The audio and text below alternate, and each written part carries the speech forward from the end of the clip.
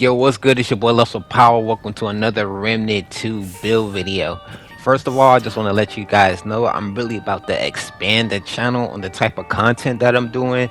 And also, I'm about to bring memberships and everything. I'm about to really try my best to make this the best I can. And also, I wanted to make a corrupted Meridian build, not using the mod. I wanted to use DPS, and I found a way to basically do it.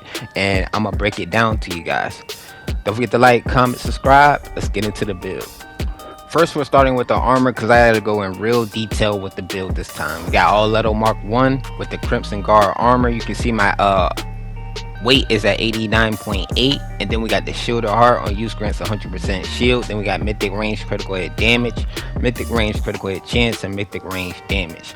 Then we're running the Crescent Moon plus 10. This is going to be a boss killer because the corrupted Meridian on a DPS setup, it can't really take down bosses like that. So I needed something that could really do damage to bosses, so we went with the Crescent Moon plus 10 with Moonlight Barrage. And then we got Top Heavy. This basically gives you 15% range damage and 20% weak spot damage.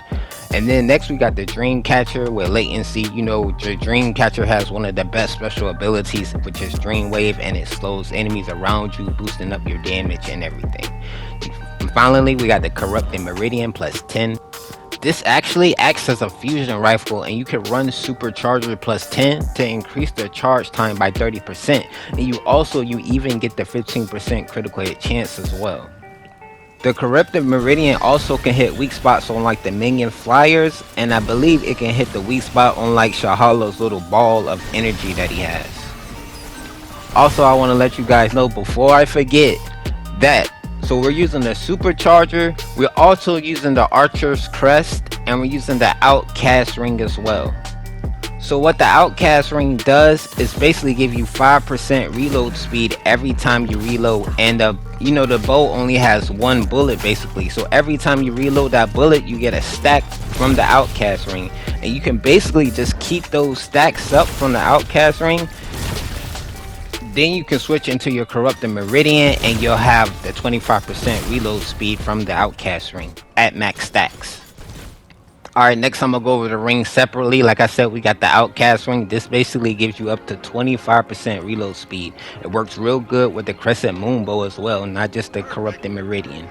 Next, we got the Probability Core, giving you basically up to 30% critical hit damage. Then we got the Atonement Fold. This basically gives you 10% crit hit chance, but applies bleed to yourself. The reason why we need that 10% crit hit chance is so that your Prime Meridian can also have even more chance to crit, because we get more crit from Supercharger as well. And then we got Archer's Crest, giving you a 20% increased projectile speed, and decreases weapon charge time by 25%. This works with your bow and your Corrupted Meridian as well, the Archer Crest.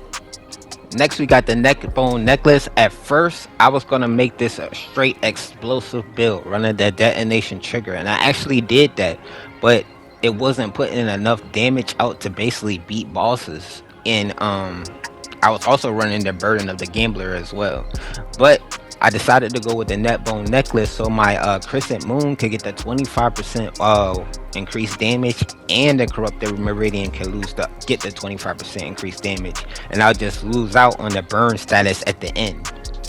Also, because we got the Atonement Fold ring, that's how we always part the neck bone necklace. Will always be bleeding, so we'll always get that 25% increased damage. For our archetype, we're running Hunter Challenger. When you're fighting non-bosses, run Hunter's Mark so you can see everything around you. And then when you're fighting bosses, run Hunter's Shroud. And then we're running Dead to Rights. You can keep your Dead to Rights up with your Crescent Moon bow. And also that'll apply to your Outcast Ring. Don't forget, just shooting procs the Outcast Ring. And then we got Rampage, increasing your fire rate, reload speed, and movement speed, which is good. And also don't forget Berserk costs your damage. And lastly, we're going to knock out the traits. We got 5% ammo reserves. We got level 5 fortify. We got kinship at level 8 to stop the explosive damage. We got long shot at level 10. We got regrowth at level 10. Expertise at level 2. I had to sacrifice a lot. We got spirit on level 10. Endurance at level 2. Vigor at level 10. Swiftness at level 10. We got strong back at level 10 as well. And then we got Bart skin at level 10. And we're gonna go down. We got footwork at level 6, I believe, and we got siphoner at level 10. But that's the whole build. Like I said, I'm about to do a lot more for the channel. I'm actually about to go to the dentist right now to get 4 wisdom teeth pulled. So y'all got to give me a little bit of time to recuperate. But don't forget to like, comment, subscribe. Deuces.